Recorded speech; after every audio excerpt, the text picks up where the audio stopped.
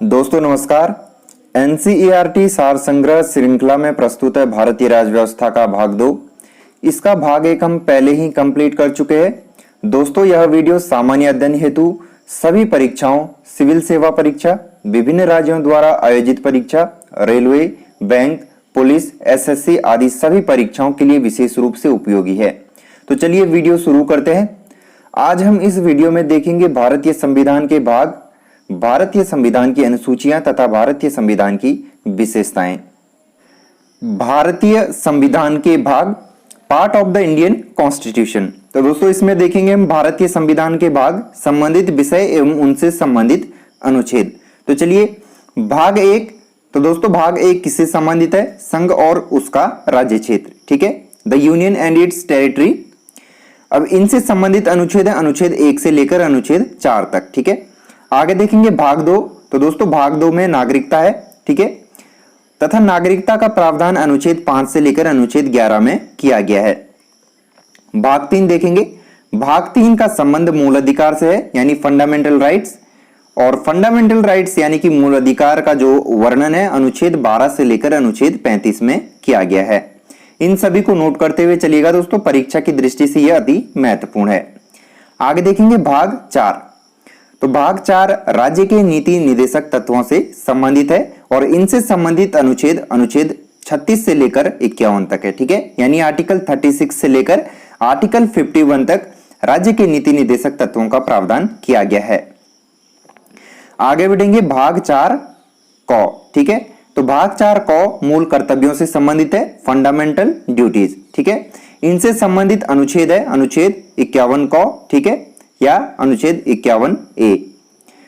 आगे देखेंगे भाग 5। तो दोस्तों भाग 5 में संघ यानी कि द यूनियन का वर्णन किया गया है। अनुच्छेद 52 से लेकर अनुच्छेद 151 तक जो है संघ से संबंधित प्रावधानों का उल्लेख किया गया है। भाग 6। तो दोस्तों भाग 6 राज्य से संबंधित है, द स्टेट्स, तथा अनुच्छेद 152 से लेकर अनुच्छेद 237 में राज्य से संबंधित प्रावधानों का उल्लेख किया गया है। आगे बढ़ेंगे भाग 7। पहली अनुसूची के भाग ख के राज्य संविधान 7वें संशोधन अधिनियम 1956 के द्वारा जो है इसे निरसित किया गया है। ठीक है, इससे संबंधित अनुच्छेद 238 था जो कि अब निरसित हो चुका है। आगे देखेंगे भाग 8। तो दोस्तों भाग 8 में केंद्र शासित प्रदेश से संबंधित प्रावधान है, द यूनियन टेरिटरीज। इससे संबंधित अनुच्छेद देखेंगे तो दोस्तों अनुच्छेद 239 से लेकर 242 तक जो है इन सभी अनुच्छेदों में केंद्र शासित प्रदेशों से संबंधित प्रावधान किए गए हैं। आगे बढ़ेंगे भाग 9। तो दोस्तों भाग 9 में पंचायतें हैं। ठीक है, अनुच्छेद 243 से लेकर 243 या 243 अणु तक जो है पंचायतों का प्रावधान किया गया है। आगे बढ़ेंगे भाग 9 क में। तो दोस्तों भाग 9 क का संबंध नगर पालिकाएं से है, द म्यूनिसिपैलिटीज। अनुच्छेद 243 तौ से लेकर अनुच्छेद 243 य 6 में जो है नगर पालिकाओं से संबंधित प्रावधान इन अनुच्छेदों में किए गए हैं। आगे बढ़ेंगे भाग 9 ख। तो दोस्तों सहकारी समितियों से संबंधित ये भाग है, द कोऑपरेटिव सोसाइटीज। अनुच्छेद की बात करेंगे तो आर्टिकल 243 य ज से लेकर अनुच्छेद 243 य 9 तक जो है सहकारी समितियों से संबंधित प्रावधान किए गए हैं। अनुच्छेद 10 भाग 10 देखेंगे तो दोस्तों भाग 10 अनुसूचित और जनजातीय क्षेत्र से संबंधित है, यानी कि the schedules and tribal areas. Article 254 से लेकर अनुच्छेद 244 से 244 क तक जो है अनुसूचित और जनजातीय क्षेत्रों का प्रावधान यहां पर किया गया है। भाग 11 देखेंगे तो दोस्तों भाग 11 में संघ और राज्यों के मध्य संबंध बताए गए हैं, यानी कि relations between the union and the states. ठीक है, अनुच्छेद 245 तथा अनुच्छेद 263 तक जो है संघ और राज्यों के मध्य संबंध का वर्णन किया गया है। आगे बढ़ेंगे भाग 12 में। तो दोस्तों भाग 12 वित्त, संपत्ति, संविदाएं और वाद से संबंधित है। ठीक है, तथा अनुच्छेद 264 से लेकर अनुच्छेद 300 तक इसमें प्रावधान किए गए हैं। ठीक है, आगे देखेंगे भाग 13। तो दोस्तों भाग 13 भारत के राज्य क्षेत्र के भीतर व्यापार, वाणिज्य एवं समागम से संबंधित है। इनसे संबंधित अनुच्छेद देखेंगे, अनुच्छेद 301 तथा अनुच्छेद 307 तक जो है भारत के राज्य क्षेत्र के भीतर व्यापार, वाणिज्य एवं समागम से संबंधित है। नेक्स्ट है भाग 14, संघ और राज्यों के अधीन सेवाएं। ठीक है, भाग 14 में जो है संघ और राज्यों के अधीन सेवाएं है। ठीक है, service under the union and the states, इनसे संबंधित अनुच्छेद है 308 से लेकर अनुच्छेद 323 तक। आगे बढ़ेंगे भाग 4A। ठीक है, तो भाग 4A अधिकरण यानी ट्रिब्यूनल से संबंधित है। इनसे संबंधित अनुच्छेद 323 क से लेकर 323 ख तक है। आगे बढ़ेंगे भाग 15। तो दोस्तों भाग 15 निर्वाचन से संबंधित है यानी इलेक्शंस। ठीक है, आर्टिकल्स की बात करेंगे तो आर्टिकल 324 यानी 324 से लेकर 329 क तक निर्वाचन से संबंधित प्रावधान यहां पर किए गए हैं। आगे देखेंगे भाग 16, कुछ वर्गों के संबंध में विशेष उपबंध, जैसे अनुसूचित जातियों, अनुसूचित जनजातियों, पिछड़े वर्गों एवं आंग्ल भारतीयों के संबंध में विशेष उपबंध इसमें किए गए हैं। तो दोस्तों इनसे संबंधित महत्वपूर्ण अनुच्छेद है आर्टिकल 330 से लेकर अनुच्छेद 342 तक। ठीक है, आगे देखेंगे भाग 17, राजभाषा यानी कि ऑफिशियल लैंग्वेज, इसमें इसका जो है इसमें वर्णन मिलता है। तो दोस्तों अनुच्छेद देखेंगे यहाँ पर अनुच्छेद 343 से लेकर 351 तक जो है राजभाषा से संबंधित अनुच्छेद का यहाँ पर प्रावधान किया गया है। आगे देखेंगे भाग 18। तो दोस्तों भाग 18 आपात उपबंध से संबंधित है यानी कि इमरजेंसी प्रोविजंस। ठीक है, इनसे संबंधित अनुच्छेद है 352 से लेकर 360 तक आपात उपबंध से संबंधित यहां पर प्रावधान किए गए हैं।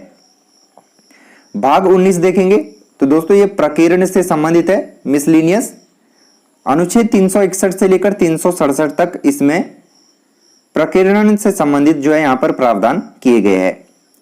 आगे बढ़ेंगे भाग 20। तो दोस्तों भाग 20 संविधान का संशोधन यहां पर हमें देखने को मिलता है, अमेंडमेंट ऑफ द कॉन्स्टिट्यूशन। इनसे संबंधित अनुच्छेद है आर्टिकल 368। याद रखिएगा अनुच्छेद 368 का संबंध संविधान के संशोधन से है। आगे देखेंगे भाग 21। ठीक है, अस्थायी संक्रमणकालीन और विशेष उपबंध इसमें किए गए हैं। इनसे संबंधित अनुच्छेद है 369 से लेकर 392 तक। आगे देखेंगे भाग 22।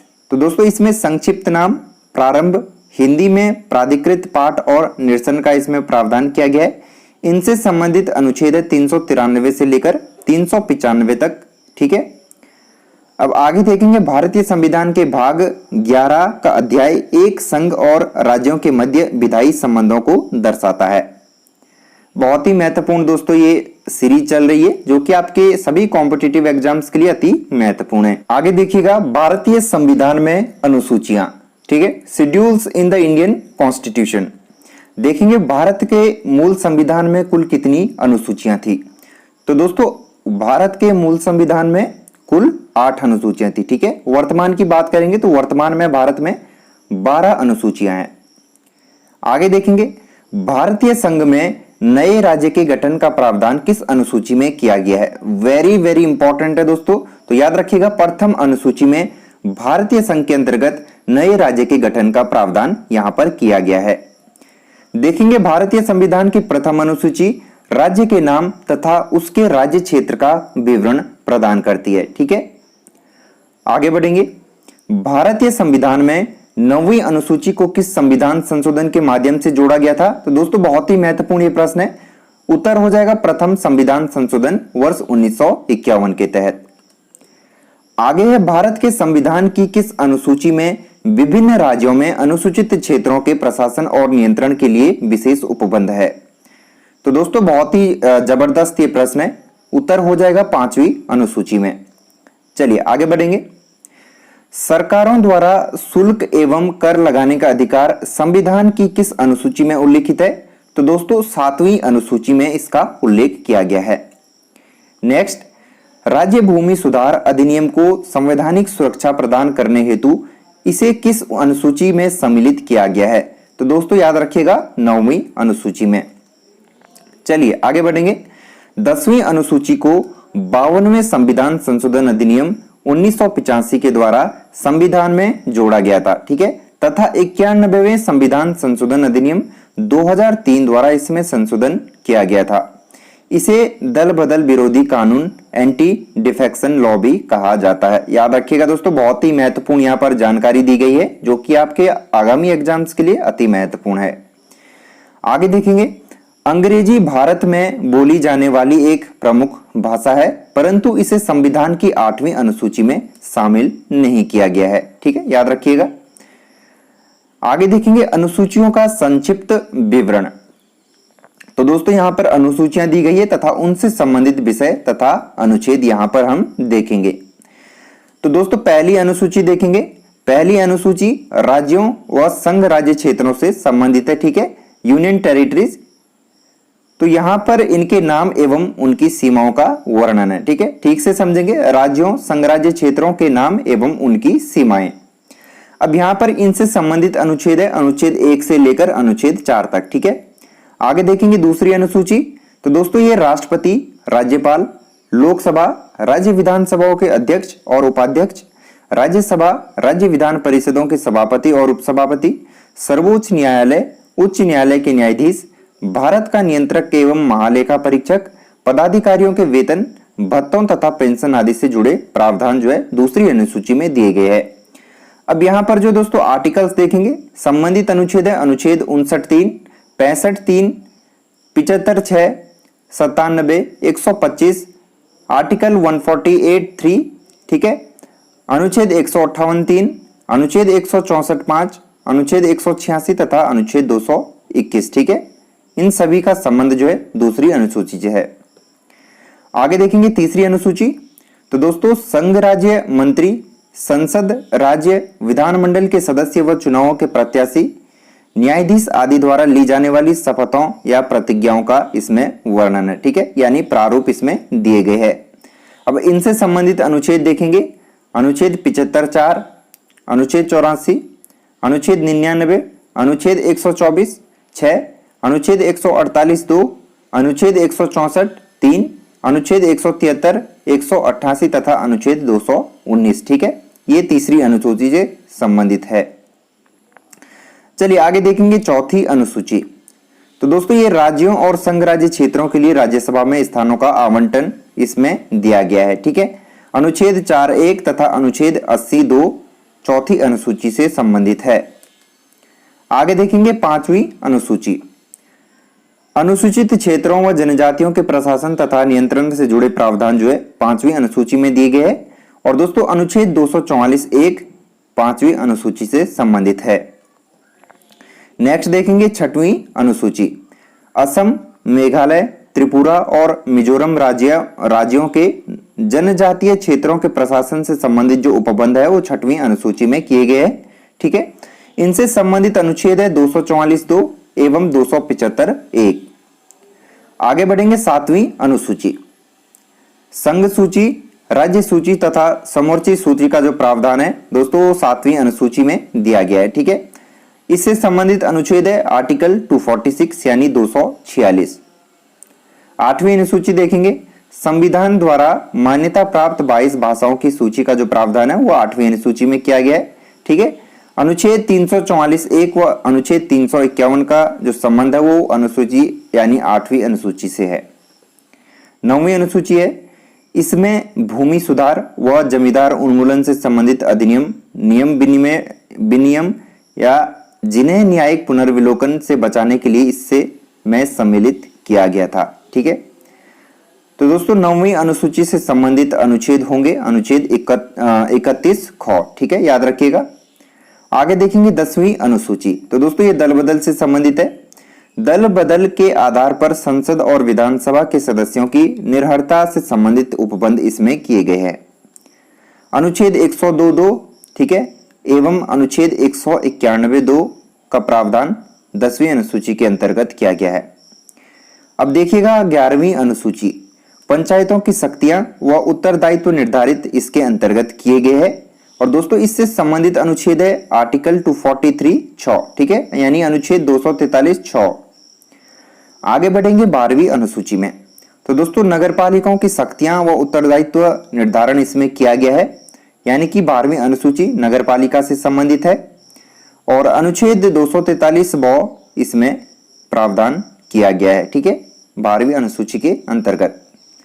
अब देखिएगा 8वीं अनुसूची में सिंधी भाषा 21वें संविधान संशोधन अधिनियम 1967 के द्वारा जोड़ी गई थी। प्रश्न सीधे सीधे पूछ लिया जा सकता है कि सिंधी भाषा को किस संविधान संशोधन के अंतर्गत 8वीं अनुसूची में जोड़ा गया था। तो दोस्तों 8वीं अनुसूची में सिंधी भाषा को 21वें संविधान संशोधन अधिनियम 1967 के द्वारा जोड़ा गया था। अब यहां पर देखिएगा भारतीय संविधान की विशेषताएं यानी कि फीचर्स ऑफ इंडियन कॉन्स्टिट्यूशन। तो संविधान में हमारे राष्ट्र का उल्लेख किन नामों से किया गया है? तो दोस्तों याद रखिएगा इंडियाज दैट इज भारत यानी इंडिया अर्थात भारत। ठीक है, आगे देखेंगे भारतीय संविधान में किस प्रकार की शासन प्रणाली की व्यवस्था की गई है? तो दोस्तों भारतीय संविधान में संसदात्मक शासन प्रणाली की व्यवस्था की गई है। आगे देखिएगा संसदात्मक शासन व्यवस्था में विधायिका का कार्यपालिका पर नियंत्रण होता है। नेक्स्ट है अध्यक्षात्मक शासन प्रणाली का आधारभूत तत्व क्या है? तो दोस्तों एकल कार्यपालिका।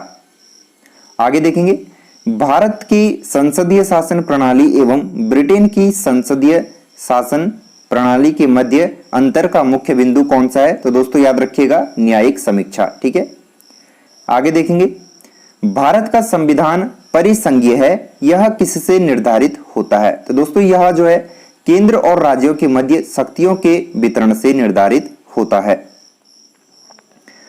अब यहां पर देखिएगा भारतीय संविधान के मूल्य। ठीक है, डायग्राम के माध्यम से यहां पर बहुत ही अच्छे से समझाया गया है। तो भारतीय संविधान के मूल्य क्या क्या है? स्वतंत्रता, समानता, भ्रातृत्व, संप्रभुता, समाजवादी, पंथ निरपेक्ष तथा लोकतांत्रिक, ये भारतीय संविधान के मूल्य है। चलिए आगे बढ़ेंगे। नीति निदेशक तत्वों तथा मूल अधिकारों को संविधान की आत्मा किसने कहा? वेरी वेरी इंपॉर्टेंट है दोस्तों, उत्तर हो जाएगा ग्रेनविल ऑस्टिन के द्वारा जो है नीति निदेशक तत्वों तथा मूल अधिकारों को संविधान की आत्मा कहा गया है। आगे देखेंगे मूल संविधान में कुल कितने अनुच्छेद और कितनी अनुसूचियां थी? तो दोस्तों मूल संविधान में कुल 395 अनुच्छेद तथा 8 अनुसूचियां थी। नेक्स्ट है सर्वप्रथम कांग्रेस के किस अधिवेशन में जन गण मन गाया गया था? तो दोस्तों कलकत्ता अधिवेशन 1911 में सर्वप्रथम जन गण मन गाया गया था। ठीक है, राष्ट्रगान के गायन का मानक समय कितना है? तो दोस्तों याद रखिएगा 52 सेकेंड। भारतीय संविधान की जटिलता के कारण इसे वकीलों का स्वर्ग कहा जाता है। ठीक है, आगे बढ़ेंगे। भारतीय संविधान अधिक कठोर तथा अधिक लचीले के मध्य एक अच्छा संतुलन स्थापित करता है, यह कथन किसका है? तो दोस्तों याद रखिएगा केसी वियर का यह कथन है। नेक्स्ट देखेंगे भारतीय संविधान असंत कठोर और असंत लचीला है। ठीक है, भारत अर्ध संघात्मक राज्य है, यह कथन किसने कहा था? तो दोस्तों केसी वियर के द्वारा कहा गया था कि भारत जो है अर्ध संघात्मक राज्य है। आगे देखेंगे भारतीय संविधान के बृहद होने का क्या कारण है? तो दोस्तों संघ तथा राज्यों का एकल संविधान। नेक्स्ट है अपनी राष्ट्रवादी प्रतिक्रिया में भारतीय संविधान के निर्माताओं ने अल्पसंख्यकों के हितों तथा भावनाओं के महत्व को कम करके आंका, यह कथन किसका है? दोस्तों यह कथन है आइवर जेनिंग्स का। आगे देखेंगे भारत में राजनीतिक सत्ता का प्रमुख स्रोत क्या है? तो दोस्तों भारत में राजनीतिक सत्ता का प्रमुख स्रोत है जनता। कोई भी संविधान कितना भी अच्छा क्यों ना हो, यदि उसे क्रियान्वित करने वाले बुरे व्यक्ति है तो संविधान भी बुरा हो जाएगा, यह कथन जो है डॉक्टर भीमराव अंबेडकर जी का है। आगे बढ़ेंगे संविधान को संघात्मक के तंग ढांचे में नहीं डाला गया है, यह कथन भी डॉक्टर अंबेडकर जी का है। ठीक है, आगे है भारत की स्वतंत्रता के बाद भारतीय राष्ट्रीय कांग्रेस को एक राजनीतिक दल के रूप में भंग कर दिया जाना चाहिए, यह सुझाव किसने दिया था? तो दोस्तों यह सुझाव दिया गया था महात्मा गांधी के द्वारा। आगे है भारतीय संघवाद को सहकारी संघवाद किसने कहा? तो दोस्तों ग्रेनविल ऑस्टिन के द्वारा जो है भारतीय संघवाद को सहकारी संघवाद कहा गया था। नेक्स्ट पॉइंट देखेंगे अध्यक्षात्मक शासन प्रणाली में कार्यपालिका की समस्त शक्तियां किसमें निहित होती है? तो दोस्तों उत्तर हो जाएगा राष्ट्रपति में। आगे देखेंगे मौलाना अबुल कलाम आजाद ने संविधान सभा में वयस्क मताधिकार को 15 वर्ष के लिए स्थगित करने की बात की थी। भारत का राष्ट्रीय पशु क्या है? तो दोस्तों बाघ। ठीक है। भारत का राष्ट्रीय पुष्प कमल। भारत का राष्ट्रीय पक्षी मोर। भारत का राष्ट्रीय ध्वज या भारत के राष्ट्रीय ध्वज के चक्र में कितनी तिलियां हैं? तो दोस्तों उत्तर होगा 24। ठीक है, याद रखिएगा। एस.आर. बोम्बई बनाम भारत संघवाद 1994 में उच्चतम न्यायालय ने कहा कि भारतीय संविधान एक परिसंघात्मक संविधान है। बहुत ही महत्वपूर्ण ये जानकारी है, नोट कर लीजिएगा। चलिए आगे बढ़ेंगे। 7वीं अनुसूची के प्रमुख विषय यानी कि important subjects of 7th schedule. ठीक है। भारतीय संविधान के अंतर्गत सिविल प्रक्रिया संहिता किस सूची का विषय है? वेरी वेरी इंपॉर्टेंट है दोस्तों, याद रखिएगा, समवर्ती सूची का ये विषय है। जनसंख्या नियंत्रण और परिवार नियोजन तथा आपराधिक मामले भारतीय संविधान की समवर्ती सूची में सम्मिलित किए गए हैं। ठीक है। आगे देखेंगे, शिक्षा किस सूची का विषय है? तो दोस्तों शिक्षा समवर्ती सूची का विषय है। शिक्षा प्रारंभ में राज्य सूची का विषय था, इसे 42वें संविधान संशोधन 1976 के द्वारा समवर्ती सूची में स्थानांतरित किया गया था। बहुत ही महत्वपूर्ण ये सूचना है दोस्तों, याद कर लीजिएगा। आगे देखेंगे, भूमि सुधार किस सूची के अंतर्गत शामिल है? तो दोस्तों भूमि सुधार राज्य सूची के अंतर्गत शामिल है। रेलवे पुलिस किस सूची का विषय है? तो दोस्तों रेलवे पुलिस राज्य सूची का विषय है। आगे बढ़ेंगे, आर्थिक नियोजन किस सूची का विषय है? तो दोस्तों आर्थिक नियोजन समवर्ती सूची का विषय है। कृषि भारतीय संविधान की किस सूची से संबंधित है? तो दोस्तों कृषि जो है भारतीय संविधान की राज्य सूची से संबंधित है। पंचायती राज किस सूची से सम्मिलित है? तो दोस्तों राज्य सूची उत्तर होगा। आगे बढ़ेंगे, दंड प्रक्रिया भारतीय संविधान की 7वीं अनुसूची की सूची 3 यानी समवर्ती सूची में शामिल है। आगे बढ़ेंगे, विवाह विच्छेद और गोद लेना आदि संविधान की 7वीं अनुसूची में किसके अंतर्गत सम्मिलित किए गए थे? तो दोस्तों सूची 3 यानी कि समवर्ती सूची में।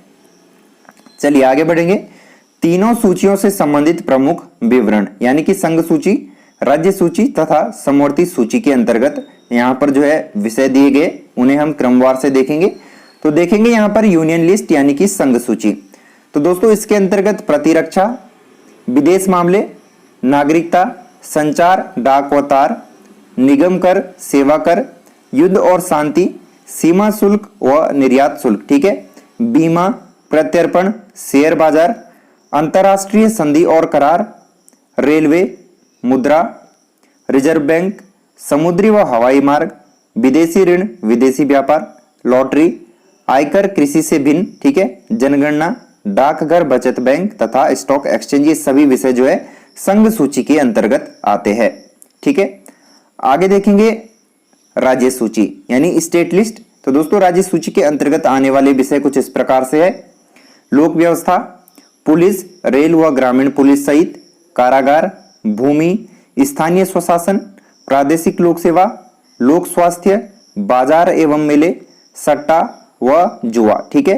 कृषि भूमि पर संपदा शुल्क, पशुपालन, सिंचाई, कृषि आय पर कर, गैस, शराब, मनोरंजन, भू राजस्व या लगान, विद्युत पर कर, पथ कर यानी टोल टैक्स, प्रति व्यक्ति कर तथा विलासिता की वस्तुओं पर कर, ये सभी विषय जो है राज्य सूची के अंतर्गत आते हैं।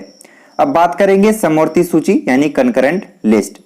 तो इसके अंतर्गत आने वाले विषय है दंड विधि या प्रक्रिया विधि, आर्थिक व सामाजिक योजनाएं, शिक्षा, वन, विवाह व विवाह विच्छेद, कारखाने, मजदूर संघ, खाद्य पदार्थों और अन्य पदार्थों का अपमिश्रण, जनसंख्या नियंत्रण व परिवार नियोजन। इसके अतिरिक्त न्याय, प्रशासन, संपत्ति का अर्जन व अधिग्रहण, विद्युत, बाट माप, वन्य जीव जंतुओं का संरक्षण, समाचार पत्र, पुस्तकें व मुद्रणालय। ठीक है। स्वच्छता व औषधालय, औद्योगिक विवाद, उत्तराधिकार, विधि वृत्ति, चिकित्सा वृत्तियां, कीमत नियंत्रण तथा जन्म मरण पंजीकरण, ये सभी क्या है समवर्ती सूची के विषय है। ठीक है दोस्तों, ये सभी परीक्षा की दृष्टि से महत्वपूर्ण है, तो इसको नोट करते हुए चलिएगा।